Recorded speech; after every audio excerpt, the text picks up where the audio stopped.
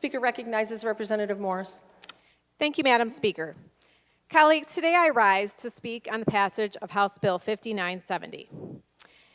This bill and the other bills were introduced in order to bring justice and healing to the people of Michigan. HB 5970, along with 68 and 69, are the result of the Office of the Attorney General, as well as political subdivisions across the state of Michigan, engaging in the nationwide opioid class action lawsuits against distributors and manufacturers. We are all familiar with the opioid crisis, drugs created and circulated by reputable companies, leading to extreme overdose and addiction rates, creating one of the most significant health crises in the last decade. Michigan has been anything but immune to the crisis over the last several years. The National Institute on Drug Abuse notes that in 2018, 78% of drug overdoses in Michigan involved at least, one opioid.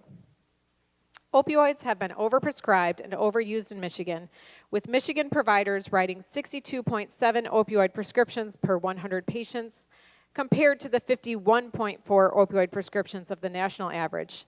In fact, in 2018, more Michiganders died from overdose than died in car accidents. We also know that overdose does not always result in death. In 2021, Michigan saw 29,218 non-fatal opioid overdoses, and we have already seen 4,186 in 2022. These facts are stunning, yet not surprising, as I would bet all of us here know of someone who's been touched by the pain of the opioid crisis. Thankfully, Michigan has not sat idly by. Between 2015 to 2019, there has been a 22% decrease in opioid prescriptions and a 323% increase in physician and pharmacy participation in MAPS, the program which allows medical professionals to track prescriptions for a patient and better identify substance misuse. This legislation is an important step forward in continuing Michigan's path to healing alongside the efforts I mentioned.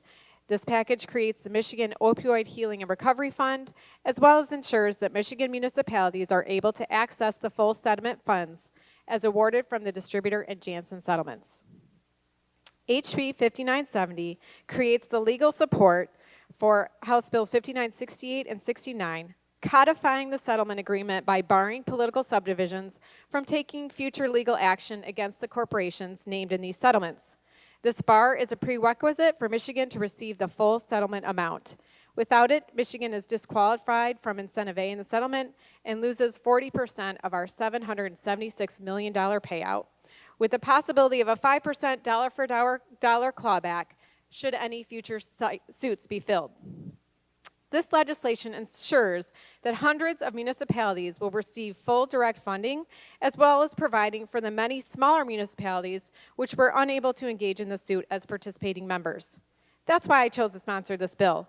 Michigan municipalities deserve the full amount of these funds. As a former attorney, I know just how important this piece of legislation is. Without it, the other bills in this package are severely hindered. Colleagues, I believe this package of bills, including 5970, are vitally important for the health and well-being of our state.